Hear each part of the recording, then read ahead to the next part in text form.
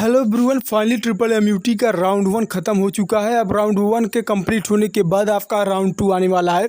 तो राउंड 2 में आपका एक्सपेक्टेड कट ऑफ क्या देखा जा सकता है उसके बारे में यहाँ पर हम लोग डिस्कस करने वाले हैं।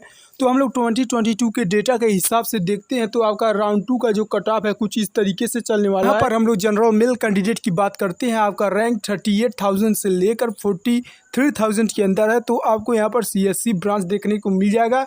वहीं पर यहाँ पर 39,000 रैंक पर जनरल कैंडिडेट को CSC फीवेवियर सीट मिला हुआ है। नेक्स्ट यहाँ पर 90,000 पर जनरल कैंडिडेट को सिविल मिला हुआ है। वहीं पर साथ ही साथ 91,536 पर मैकेनिकल मिला हुआ है। नेक्स्ट यहाँ पर जनरल EWS कैंडिडेट की बात कर लेते हैं तो यहाँ पर 90,359 रैंक पर EC मिला हुआ है। वहीं पर उससे थोड़े कम रैंक पर 90,557 पर सिविल मिला हुआ है। वहीं पर एक स्टूडेंट को यहाँ पर हम लोग देख सकते हैं जिसको 90,935 पर केमिकल मिला हुआ है। अब भैया यह वेरिएशन कैसे हो गया कि 90,000 पर ही EC मिला हुआ है, सिविल मिला हुआ है, साथ ही साथ यहाँ पर केमिकल मिल गया। EC या सिविल यानी और कोई ब्रांच क्यों नहीं अलॉट हुआ? तो इसके पीछे के रीज़न की बात करते हैं। यह जो स्टूडेंट रहा होगा इसने क्या किया कि अपने चॉइस फिलिंग में केमिकल ब्रांच को प्रियोरिटी दे दिया। ओके, उसके प्रियोरिटी के कारण इसको यहाँ पर केमिकल अलॉट हो गया है। इसलिए स्टूडेंट्स मैं आपसे बार बार कहता हूँ कि आपको चॉइस फिलिंग बहुत ही अच्छे तरीके से ध्यानपूर्वक करना चाहिए। यहाँ पर 91,883 रैंक पर केमिकल मिला हुआ है। अगेन यहाँ पर थोड़े कम रैंक पर 91,898 रैंक पर यहाँ पर सिविल मिला हुआ है।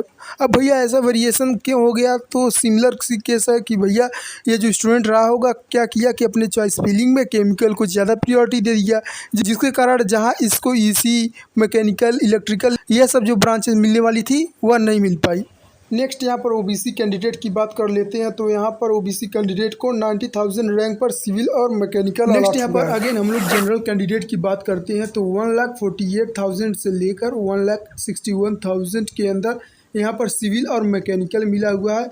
वहीं पर जनरल EWS कैंडिडेट की बात करते हैं तो यहाँ पर हम लोग फीमेल कैंडिडेट की बात करते हैं तो 1,17,000 एंड 1,18,000 पर मैकेनिकल एंड सिविल मिला हुआ है। वहीं पर OBC कैंडिडेट की बात करते हैं तो 1,28,000 से लेकर एंड 1,43,000 तक सिविल और मैकेनिकल अलॉट हुआ है। यहाँ पर अगेन हम लोग एक कैंडिडेट को देख सकते हैं जिसको 1,35,000 पर केमिकल अलॉट हुआ है। ऐसा क्यों है? तो सिंपल सी रीज़न की बात है कि इसने चॉइस फिलिंग के प्रायोरिटी में केमिकल को ऊपर डाला होगा, तो इसके कारण से इसको केमिकल अलॉट हो गया है। जहाँ कि यहाँ पर इसको 1,35,000 पर मैकेनिकल या सिविल अलॉट होने वाला था। ओके, अगेन हम लोग यहाँ पर जनरल कैंडिडेट की बात करते हैं तो 1 लाख रैंक तक यहाँ पर सिविल अलॉट हुआ है। यहाँ पर OBC कैंडिडेट की बात करते हैं तो 1,04,87 से लेकर 1,02,140 के बीच में यहाँ पर सिविल अलॉट हुआ है। वहीं पर नेक्स्ट यहाँ पर हम लोग देख सकते हैं OBC कैंडिडेट को 1,02,374 से लेकर 1,03,170 के बीच में केमिकल ब्रांच अलॉट हुआ है। नेक्स्ट हम लोग यहाँ पर अगेन जनरल कैंडिडेट की बात करते हैं तो देख सकते हैं कि 1,48,787 रैंक से लेकर 1,65,000 के अंदर सिविल एंड मैकेनिकल अलॉट होते गया है। वहीं पर हम लोग जनरल EWS कैंडिडेट की बात करते हैं तो 1,17,000 से लेकर 1,18,000 के बीच में मैकेनिकल एंड सिविल अलॉट हुआ है। वहीं पर नेक्स्ट हम लोग OBC कैंडिडेट की बात करते हैं तो 1,28,000 से लेकर 1,43,000 के बीच में सिविल और मैकेनिकल अलॉट होते गया है। और साथ ही साथ यहाँ पर 1,48,000 पर एक स्टूडेंट को केमिकल अलॉट हुआ है। नेक्स्ट हम लोग जनरल कैंडिडेट के बारे में बात करते हैं तो यहाँ पर हम लोग देख सकते हैं 1,61,000 एंड 1,65,000 पर सिविल एंड मैकेनिकल अलॉट हुआ है। नेक्स्ट हम लोग बात कर रहे हैं SC कैंडिडेट के बारे में तो क्लियरली यहाँ पर हम लोग देख सकते हैं 1,70,000 एंड 1,72,000 पर कंप्यूटर साइंस अलॉट हुआ है। साथ ही साथ हम लोग देख सकते हैं कि 1,76,000 से लेकर 1,98,000 के बीच में IT अलॉट होते गया है। एंड नेक्स्ट यहाँ पर 2,13,000 के रैंक के बीच में एससी कैंडिडेट को ईसीई अलॉट हुआ है। अगेन हम लोग एससी कैंडिडेट के बारे में बात करते हैं तो यहाँ पर 3,23,000 पर 2 स्टूडेंट्स को केमिकल अलॉट हुआ है। साथ ही साथ यहाँ पर 3,23,000 से लेकर 3,29,000 के बीच में स्टूडेंट्स को सिविल अलॉट हुआ है।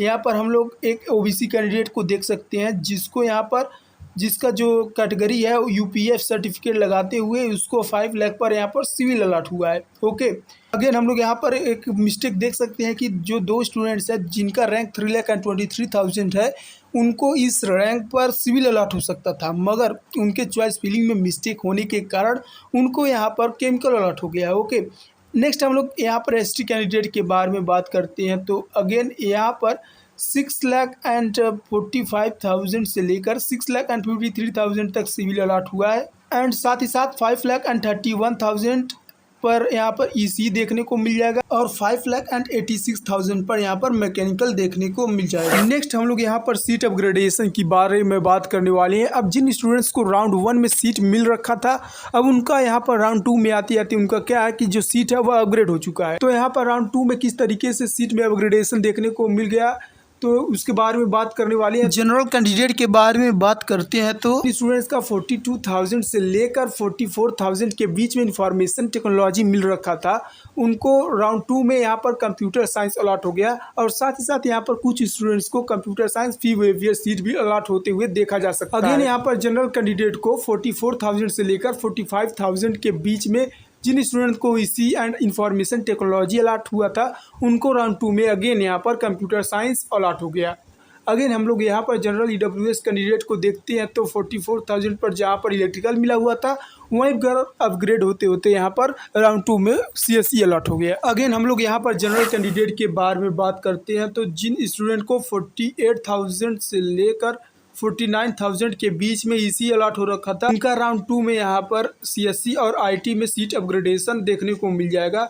एंड अगेन हम लोग यहाँ पर जनरल ईडब्ल्यूएस कैंडिडेट के बारे में बात करते हैं तो 49,000 पर जिन स्टूडेंट को ईसी मिल रखा था उनको यहाँ पर राउंड 2 में कंप्यूटर साइंस देखने को मिल जाएगा। नेक्स्ट यहाँ पर ओबीसी कैंडिडेट के बारे में बात करते हैं तो जिन स्टूडेंट को 49,000 से लेकर 50,000 में ईसी एंड आईटी अलॉट हुआ था फर्स्ट राउंड में, राउंड 2 के आते आते उनका जो सीट है वो कंप्यूटर साइंस में अपग्रेड होते हुए देखा जा सकता है। नेक्स्ट यहाँ पर हम लोग जनरल ईडब्ल्यूएस कैंडिडेट के सीट अपग्रेडेशन के बारे में बात करने वाली हैं तो यहाँ पर 78,000 से लेकर 82,000 के बीच में जिन स्टूडेंट को सिविल और मैकेनिकल मिल रखा था उनका सीट अपग्रेड होते होते यहाँ पर ईसी इलेक्ट्रॉनिक्स एंड मैकेनिकल देखने को मिल जाएगा। वहीं पर ओबीसी कैंडिडेट के बारे में बात करते हैं तो यहाँ पर 79,000 से लेकर 83,000 के बीच में जिन स्टूडेंट का सिविल और इलेक्ट्रिकल में सीट मिला हुआ था वहीं पर उनका सीट अपग्रेड होकर मैकेनिकल एंड इलेक्ट्रॉनिक्स देखने को मिल जाएगा। नेक्स्ट हम लोग यहाँ पर एससी कैंडिडेट के बारे में बात करने वाले हैं तो जिन स्टूडेंट का रैंक 1,87,000 से लेकर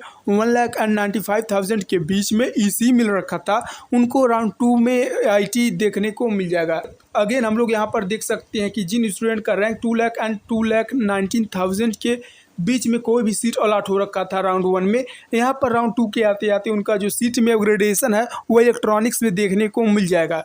वहीं पर एसटी कैंडिडेट के बारे में बात करते हैं तो यहाँ पर 2 लाख पर आईटी मिल रखा था उनका जो सीट अपग्रेड होकर कंप्यूटर साइंस में देखने को मिल जाएगा।